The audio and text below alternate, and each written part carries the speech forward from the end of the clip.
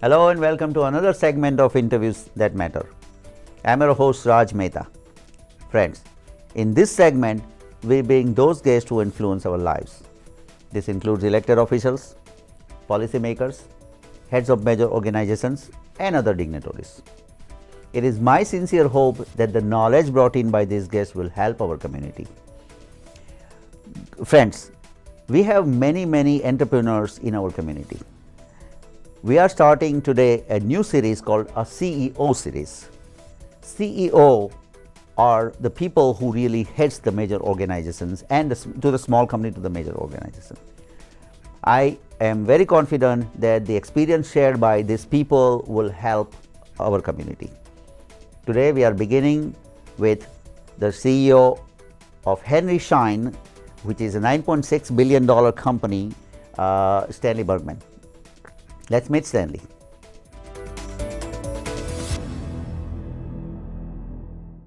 Mr. Bergman, thank you so much for coming. Good to see you, Raj, again. Welcome, sir. I really appreciate it. And first of all, thank you for being inaugural show for our new series, CEO series, which hopefully giving a lot of knowledge to our viewers. In our community, we have so many entrepreneurs, and they definitely want to learn from people like you. So thank you so much for your time today. Good to be here. Right. And first of all, I know you have a limited time here, and I think like I really should be an alien so that I can look at you and absorb everything what you have. Wouldn't that be great? I'd like to be an alien. There you go. Okay, so let me start with the journey to become a CEO.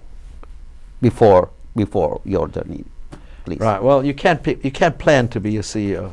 Okay. Success is where opportunity meets preparedness. So you have to be in the right place.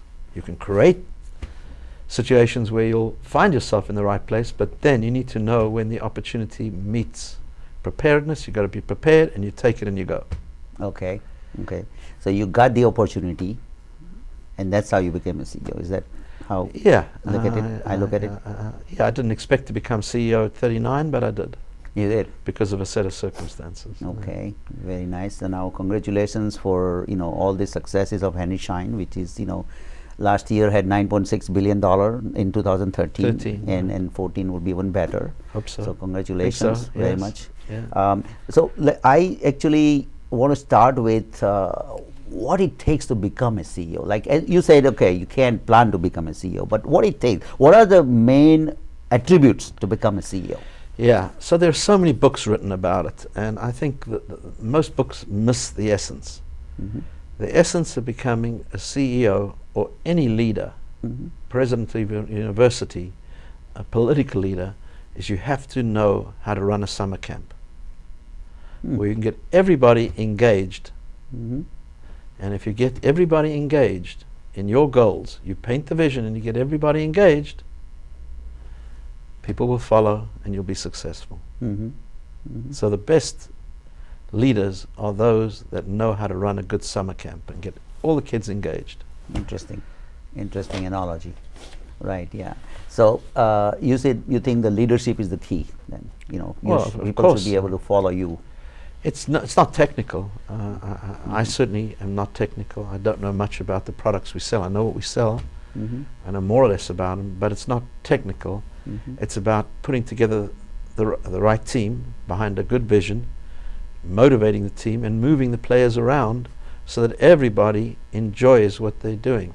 And of course, in any business, alignment of interest with the constituents that make up the success of that business are important, in addition to, of course, leadership skills. How do you do that? Well, at Schein, we have what we call the 5 key constituents, the 5 that make up the mosaic of success. On the one side, we have our suppliers, and our suppliers want to sell product, obviously, and we need product. So we have many suppliers to pick from. So we want those that really want to work with us. We want them to say, you know what, Schein is the best way for me to bring my products to market. There is no better vehicle. So that's on the one side. On the other side, there are customers, and Raj, there are no barriers to entry in our market. What we sell, anybody else can sell, and we're probably 3.5 times larger than our next biggest competitor. So we all sell the same stuff. So we want doctors. We're the largest provider of products to physicians, Right. dentists, and to veterinarians in private practice. We want them to buy the products from us. Everybody wants the people to buy, customers to buy from them. But what we do is we help our customers operate a better business, because they're running a better business. They're running a business that they can provide better clinical care. Bringing the suppliers and our customers together is our team, Team Schein. And for our team, we want people to say, you know what, I can live out my professional goals here, and I can do well financially. So we give people an opportunity. We give people that are in the warehouse an opportunity to be a senior officer in the company. We give people opportunities to be entrepreneurs. That's entrepreneurs in a large company. So we have a tremendous engagement, as I described earlier on. And then for the suppliers, the customers, and the teams to work together, you need capital, because it's a business. Right. So we are very clear with Wall Street. Henry Schein does not exist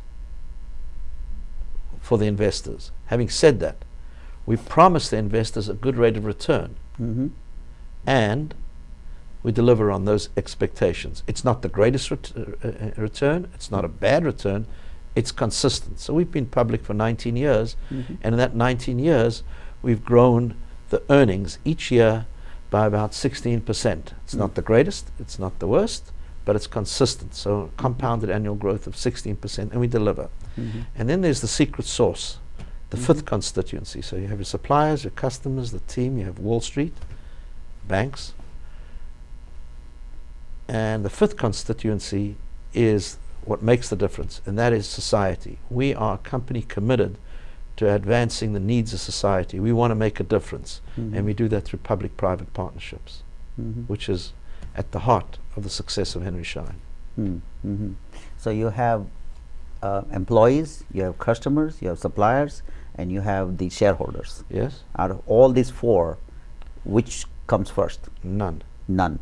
All of them get equal. Yes, and at different stages, you have to, I think when you're a leader in any kind of successful company, you have to do a radar look every day, and you have to say, today I think the customers are not being taken care of enough. Let's worry about them.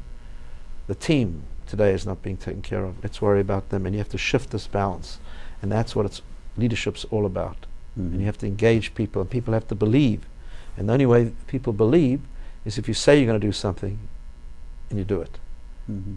So the company started in 1932 with a small pharmacy, and then it has grown to this stage. Obviously, you know, you joined in 1989, and no, when did I join? No, I became CEO in 89, 25 years ago. I joined in 1980, and I was a consultant for 2 years before. Oh, okay. So now it has 17,000 people. How do you give this value of Team Schein? How do you, to the lowest level? Yeah, so you asked me how to be a good leader, and I gave you a simple analogy: run a good summer camp. Right. How to make sure that the culture stays in place, not easy. Right. There are consistent values that doesn't matter how fast you grow and how big you are and how small you are, they need to be consistent, the values. And the culture may adapt. Because when I joined Henry Schein, there were 140 people in the company. I knew everyone. Obviously, we're 18,000 now, and I don't know everyone. So we have to adapt. And at the end of the day, the analogy I can give you for how you keep people engaged is I wear soles with rubber at the bottom. Because I walk around a lot. And if I walk around a lot, every other manager will walk around a lot. And I'm walking around talking to people. And I want ideas from people, I want to know what's on people's minds, solve problems. The best leaders and the way to keep the culture in place are people that act as coaches, like in the summer camp, facilitators, and mentors. So all three are important.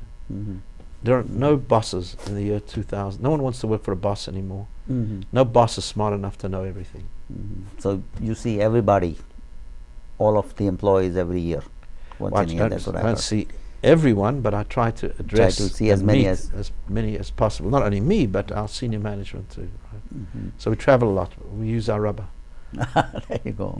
Yeah, Yeah, in the management team, right? Obviously, as you mentioned, that the team is more important, and people who support you as a CEO are the key people. Obviously, the one person cannot do everything. Of course. Right. So, how do you? What kind of qualifications that your support team that you look into? That's a good thing. Of course, there are technical functions. You can't develop a program unless you know how to be a programmer. You can't run the tax department unless you know a lot about taxes. But generally, our managers are the best coaches, facilitators, and mentors. They understand the DNA of our company, the values, the culture, and they can advance that culture within the company. It's part of their DNA. So it's really about leadership. It's less about the technical aspects. And some of our best leaders really are not experts in any field in the company, but are just good at bringing people together and having people work on one team towards one common goal after painting a great vision. So you basically, like describe to your team, and your team, it trickles down all the way. Is that I don't describe much that I've specifically developed. We have a strategic plan that's developed by the company, and about 150 people get together each year. Every 3 years, we're just implementing it now for 2015, and this is the roadmap. And then we work from that roadmap. Of course, I have my influence on it, I have my views, and as we move along, I give my ideas, but at the end of the day, the roadmap of the company has to come from the company. You figure out what the issues around you are, what the going on in the world, what's going on in the markets that you serve, what's on the minds of our customers, of our suppliers, and then you develop your plan in accordance with that, and you execute as a team. social responsibility? Obviously, that's more important also as a company to develop, right? Yes. So, give us your thoughts about that. Well, first of all, I'm a firm believer in the free market. Okay. I think in the last 200 years, we went from a situation where probably 20% of the world had food or had anything to an environment where we have probably 80% of the world. It's roughly 80-20, 20-80. It's inverted today, where we still have the bottom 20% of the world, which is terrible and is actually growing, sadly. But 80% of the world, more or less 75-80% of the world has some form of food, bare food, barely minimum. I think that occurred because of the free markets. Now, we're big believers in what we call at Henry Schein ethical capitalism. Free market capitalism with ethical training wheels. The ethical training wheels we have is that we work towards social responsibility in partnership with other companies. So, of course, the area you would expect us to play a role in would be in the area of access to care, access to oral care, human care, and even pet care, because we're very big players in that field. Right. So we work in public-private partnerships to provide people that don't have access, for example, to oral care, to the dentist, because in the United States, half the American population doesn't see or can't afford to see a dentist, or can't find one. So we each year provide oral care together with the American Dental Association to somewhere between 400,000 and 500,000 children. So those are the kinds of things we do, and we put together the private partnerships. Benjamin Franklin called this enlightened self-interest. In other words, doing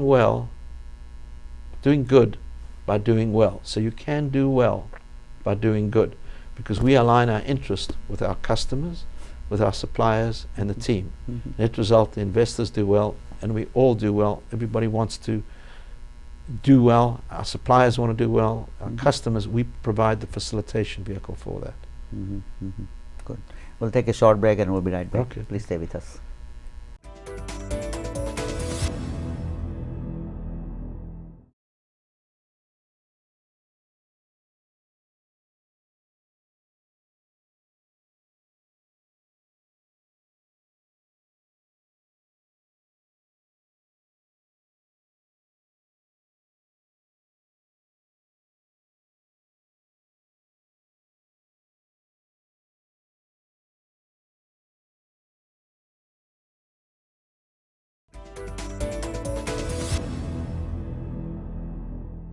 Welcome back to Interviews That Matter.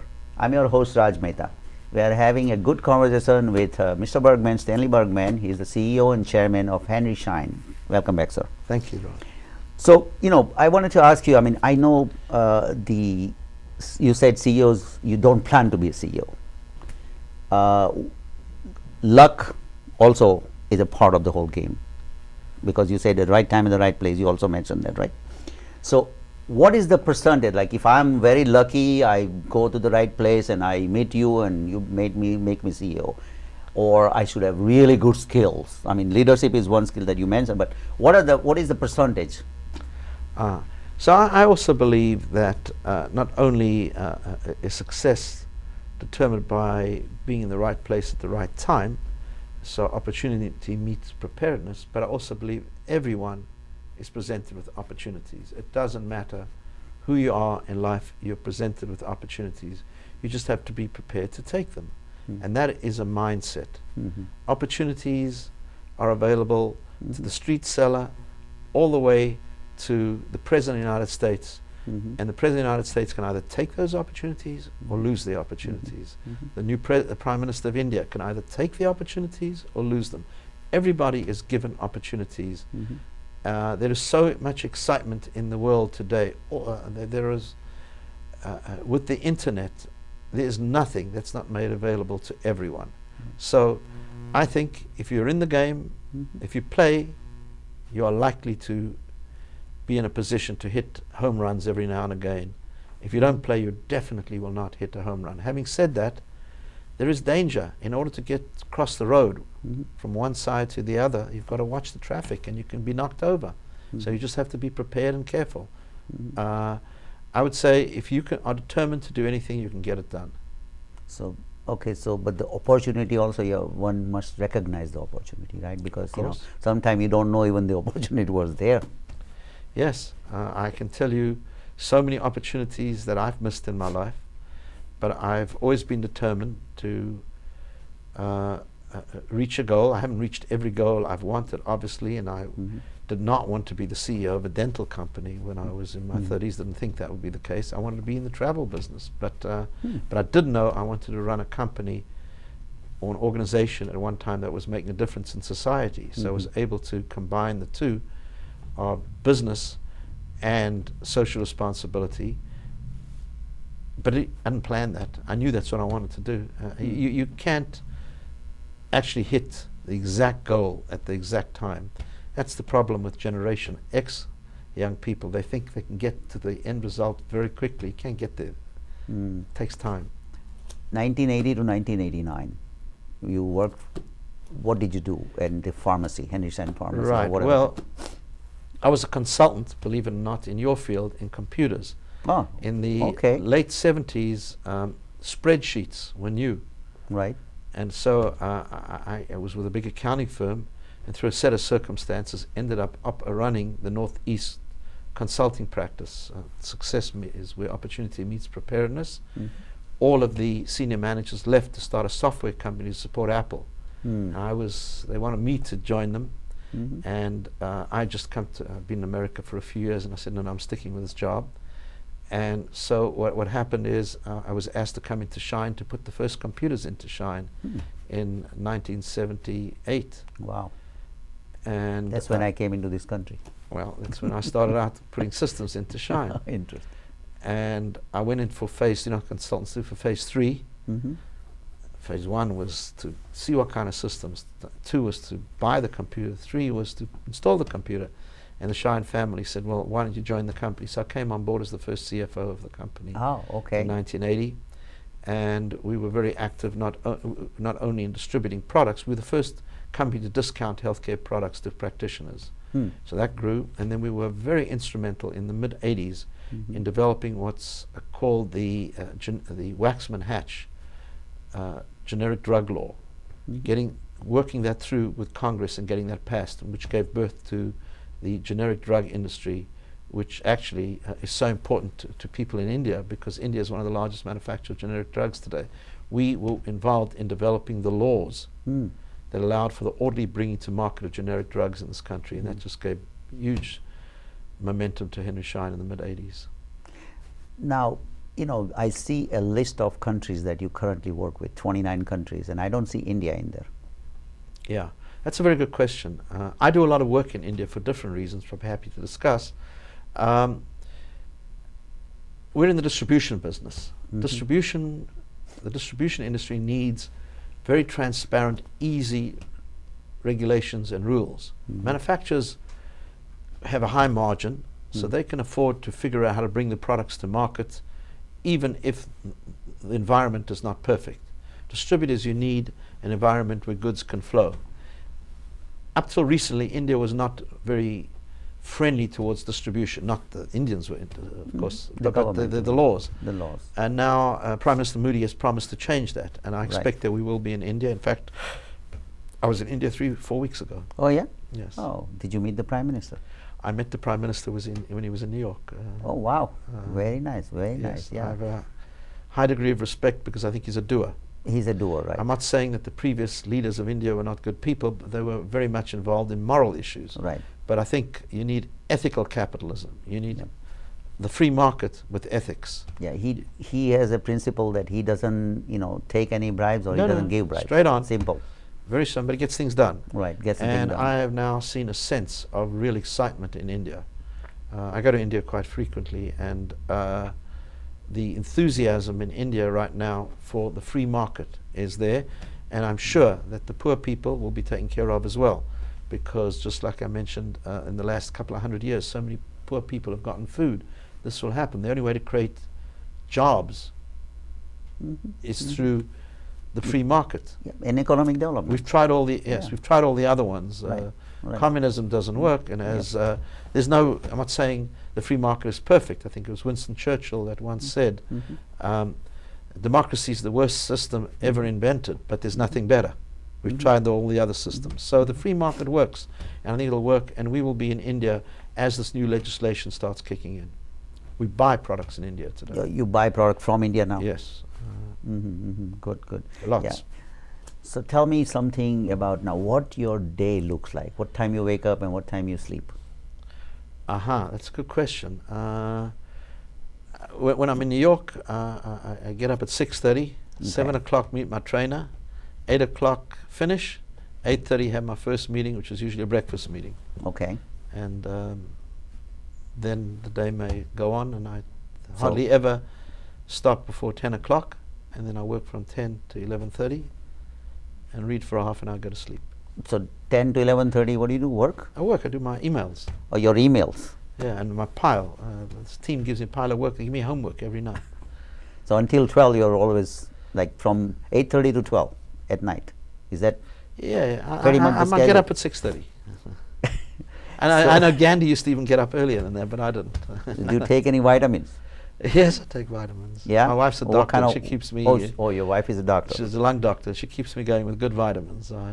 I take my vitamin C and multivitamins, and I use all the dental treatment that you should. Visit the dentist. I'm not going to show you my teeth. So, clock runs you or you run the clock? That's a good question. I'm not sure. Yeah. But I also I travel extensively. I love meeting people. Right. I spend half my the routine I gave you is more or less when I'm in New York. I spend over 50%, 55, 60% of the time on the road meeting people, and I always am interested in meeting people that give me ideas. Some very active in a lot of organizations, social responsibility, etc. And of course, you can make a difference, but I also meet people that I can learn from. Well, I asked you vitamin because you're really energized. You really have a lot of energy, and that energy, as a CEO, I mean, you gotta have energy, but like you travel 50% of the time. But that's to be a good CEO, you can't only work in the business. You have to do other things too. Life's about balance. Life is Family, balance. Agree. business, and Agree. then something else. I'm very active in social outreach, in global affairs.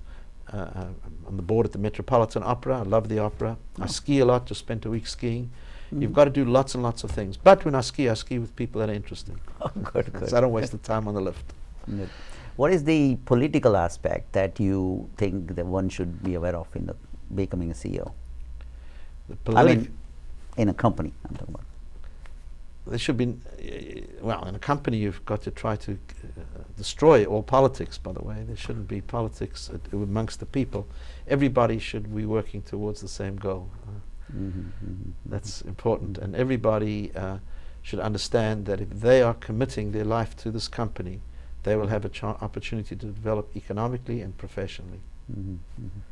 Any last word? I know you're short of time, but any last word that you would like to advise our viewers? Yes, I would say, and I think your viewers are living in this country, that this is the country of opportunity. There is no country ever in history that has presented this many people with this many opportunities, and the exciting opportunities in the next several decades with technology just mushrooming, and with healthcare advancing, the information we're hearing about different kinds of food that are important to eat and not eat, and different areas for the mind. This is an exciting time to live, and there's no place like the United States. And I have to be a little chauvinistic, there's no place like New York City. All right, I like it. Tell me the advice for the young people. Like, I have a daughter, she's in college, she's a junior in computer science major. What is your advice for, like as you mentioned before, that they want results now? Yes, well, you got to be a little patient, but that they won't even listen to, because the next generation has no patience, because if they have a question, they can answer right away. But I would say what is really important in the year 2015 is to understand different cultures, because borders don't matter anymore. The world is flat. Exactly. And Thomas people, Friedman. exactly, people can move around culture-wise. There are dangers with this world now today, because you can't check AIDS or Ebola virus at the immigration or the customs. The world is, there's no boundaries, there's no borders. But at the same time, if I were a young person, I would learn languages and I would travel. Just be careful. I have a son who hasn't come back after 15 years, so that you've got to be careful with.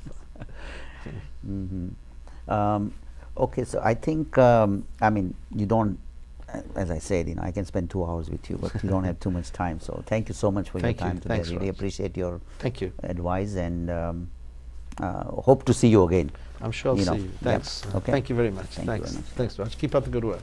Thank you for joining us today. If you have any questions, comments, you can email me at rajamitv@gmail.com. That's again rajamitv@gmail.com. You can watch our prior shows on YouTube at youtube.com/Infosys International. Again, that's youtube.com/Infosys International. Until next time, have a great week.